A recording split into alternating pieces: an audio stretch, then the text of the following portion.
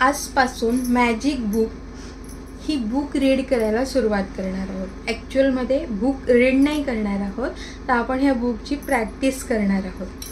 बघा, जसं बुकचं नाव आहे मॅजिक, जादू, तसंच जर जो कोणी ह्या बुकची 30 दिवस रेग्युलर प्रॅक्टिस करतोय ना, तर त्याच्या लाईफमध्ये जादू ही होणारच. मध्ये ना माझी फेवरेट आहे ती ग्रॅटिट्यूड प्रॅक्टिस. खरं सांगू तर सुरुवातीला जेव्हा मी हे ऐकलं तर माझा काय या गोष्टीवर विश्वास बसत नव्हता की कुठल्याही गोष्टीला थँक्यू बोलायचं किंवा काय. पण ग्रॅटिट्यूड प्रॅक्टिस आपण सुरू करतो ना आणि कंटिन्युअसली करत असतो ना, तेव्हा समोरचा माणूस एखादा काही बोलून जरी गेला ना, तर त्याचा असर तेवढा तुमच्यापर्यंत येतच नाही, कारण तुम्ही लव एनर्जीनी भरलेले असता. आता ग्रॅटिट्यूड किंवा थँक्यू बोलून फक्त होत नाही, तर त्याच्यावर काम करणंसुद्धा गरजेचं असतं. पण एक स्माईल करणारा जर व्यक्ती समोर दिसला आणि एखादा रागीट चेहऱ्याचा व्यक्ती दिसला, तर तुम्हाला कोण आवडेल? अर्थातच ना, जो चेहऱ्यावर स्माईल आहे आणि छान बोलतोय तोच आवडेल. एखाद्याचं काम करून देत आहे आणि तो तुम्हाला बोलला थँक्यू, किंवा त्याने कुठल्याही पद्धतीने ग्रॅटिट्यूड एक्सप्रेस केले, तर तुम्हाला किती बरं वाटेल, किती छान वाटेल. तर तुम्ही नंतर सेकंड टाईम त्याच्या मदतीसाठी उभे असणार आहात. आणि एखादी व्यक्ती बोलली तुझं तर हे कामच आहे, त्यात काय मोठं, हे जर तुम्हाला शब्द आले, तर तुम्ही त्याच्यासाठी सेकंड टाईम तेवढ्याच एफर्ट्स देऊन काम कराल का? तर प्रॅक्टिस ना जेव्हा जो कोणी करतो, आणि असं नाही की तुम्ही 30 दिवस केल्यानंतर तुम्ही कंटाळणार आहात. तुमच्या लाईफमध्ये जेव्हा जादू व्हायला लागते, तर तुम्हाला ती नको आहे का? हवीच आहे ना. तर ह्या पुस्तकात काय सांगितलं आहे की जेव्हा आपण जन्माला येतो, तर आपण काय घेऊन येतो का? काहीच घेऊन येत नाही.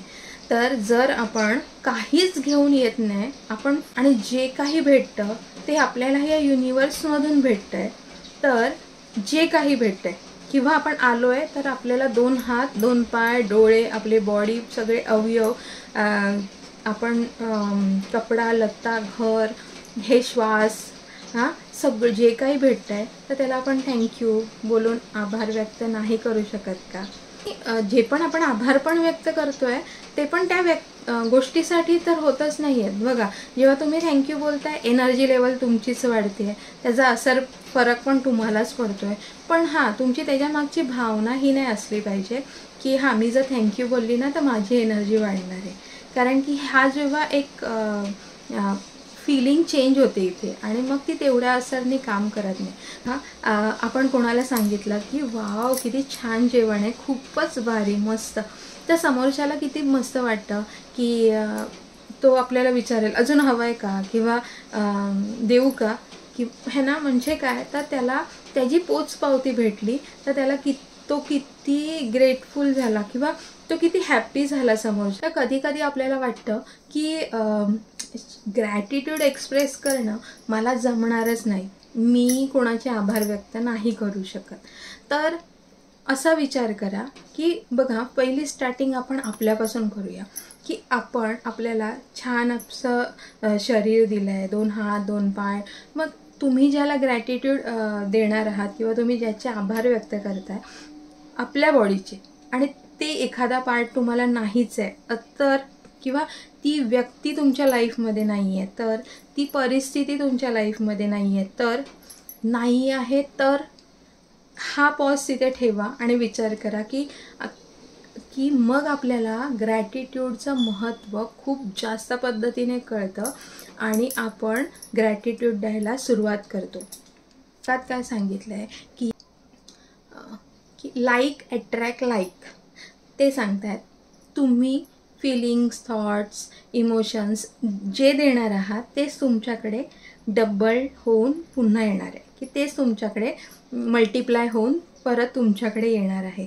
मग जेव्हा तुम्ही जे थॉट्स किंवा जे इमोशन्स बाहेर काढताय, तर आपण जेव्हा हॅपी इमोशन बाहेर काढतोय किंवा ग्रॅटिट्यूड देतोय, तर तुम्ही मल्टिप्लाय होऊन तीच एनर्जी तुमच्याकडे येते. ग्रॅटिट्यूड व्यक्त करून जे आपल्यामध्ये आहेत त्यात आपण चेंजेस करणार आहोत. आता बघा, नाही ग्रॅटिट्यूड द्यायचं आहे कोणाला.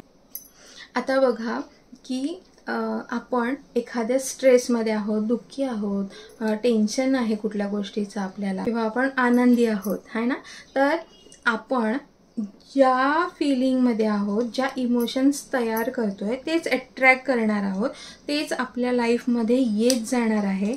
आणि लक्षात घ्या की तो चेंजेस आपण आपल्या लाईफमध्ये मल्टिप्लाय होऊन येणार आहे. लक्षात घ्यायचं आहे की आपण आपल्या लाईफमध्ये आपल्याला काय मल्टिप्लाय करायचं आहे, स्ट्रेस की हॅपीनेस.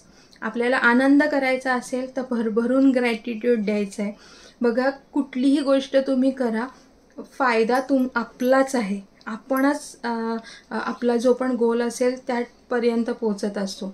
आपल्या ही लाईफची जर्नी आहे, तिच्यात जे अप अँड डाऊन होतात तिथे बॅलन्स होतो. म्हणून ही मॅजिक बुक आहे ना, ती एकदा तरी नक्की करा. आणि अशी कराल ना की जरी कधीही केलेली असेल तरीसुद्धा नव्याने करा, म्हणजे तुम्हाला काहीच माहिती नाही याबद्दल. अशी जेव्हा डोळे बंद करून की नवीन पान जसं खोललंय वहीचं, तशा नवीन ह्यानी करा. बघा, लाईफमध्ये खूप मिरॅकल्स घडायला सुरुवात होते. आपले चक्र बॅलन्स व्हायला सुरुवात होते. मग आपला ऑरा स्ट्रॉंग होतो, पॉझिटिव्ह होतो. आपल्याला तशीच लोक भेटायला लागतात, तशी सिच्युएशन यायला लागतात, तशी स्थिती निर्माण व्हायला लागते. आणि ही आपल्याला लाईफमध्ये हेच अट्रॅक्ट करायचं आहे ना. तर मग कधी कधी अशी सिच्युएशन येते की जी आपल्याला नको असेल, पण ती बॅलन्स असते, म्हणजे आपल्यापर्यंत त्या गोष्टीचा असर नाही होत. बघा, तुम्ही खूप खुश आहात आणि एखादी व्यक्ती तुम्हाला काही बोलली तर तुम्हाला तेवढा राग येत नाही जेवढा तुम्ही स्ट्रेसमध्ये असताना तुम्हाला एखादी व्यक्ती बोलली असेल तर, है ना.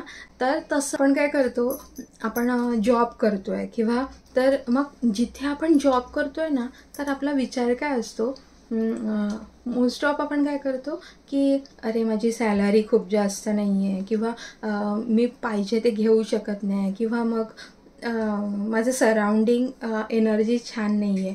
तर आपण कुठला बिलीव्स बनवतोय किंवा काय अट्रॅक्ट करतोय, आपण त्याच गोष्टी सतत बोलून ते स्वतःभोवती तयार करतोय, है ना.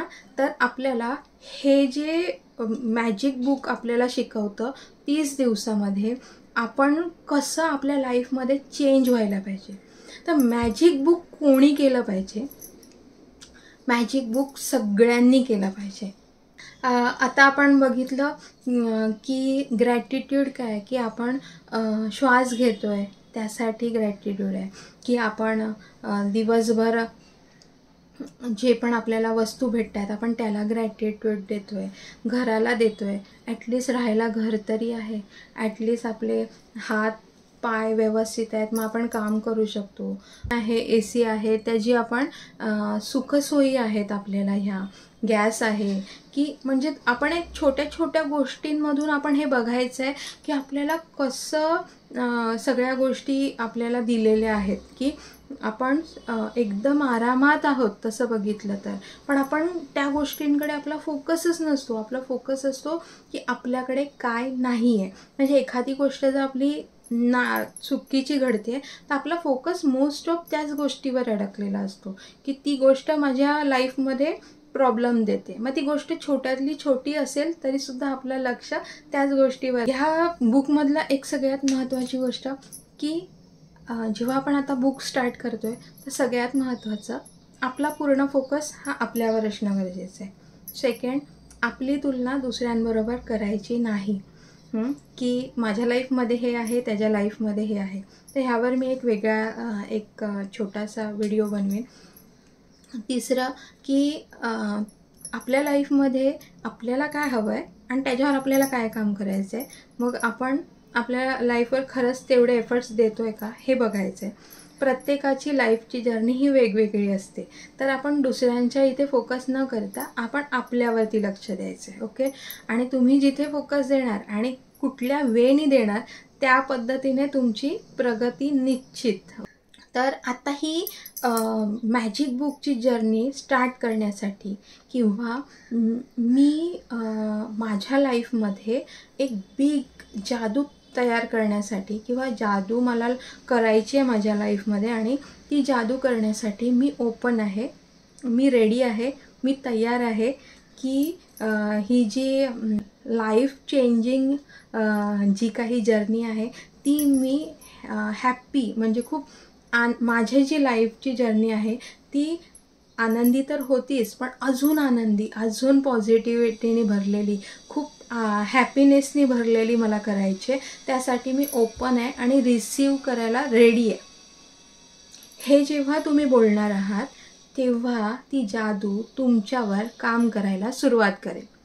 बघूया, करूया असं करून नाही, तर हे जे मी जसं बोलली आहे की मी ही जादू रिसीव करायला ओपन आहे. आता असं का, तर बघा कोणी व्यक्ती तुमच्या घरी आली आहे आणि तुमचा दरवाजा बंद आहे, तुम्ही जोपर्यंत खोलत नाही तोपर्यंत ती तुमच्या घरात येऊ शकते का? तर नाही. तसंच तुमचा जो ऑरा असतो तो पण लॉक असतो आणि जोपर्यंत तुम्ही त्याला एंटर करायला देत नाही, मग ती पॉझिटिव्ह एनर्जी असो किंवा निगेटिव्ह, तर ती एंटर होणार नाही. ह्यासाठी व्हायचं आहे की ती गोष्ट रिसीव करण्यासाठी. ओके, तर अशा पद्धतीने आपण आपल्या लाईफची जर्नी ही ट्रान्सफॉर्म करणार आहोत आणि पॉझिटिव्ह वेनी, पॉझिटिव्ह रस्त्याने आपण पुढे ग्रो होणार आहोत. थँक्यू.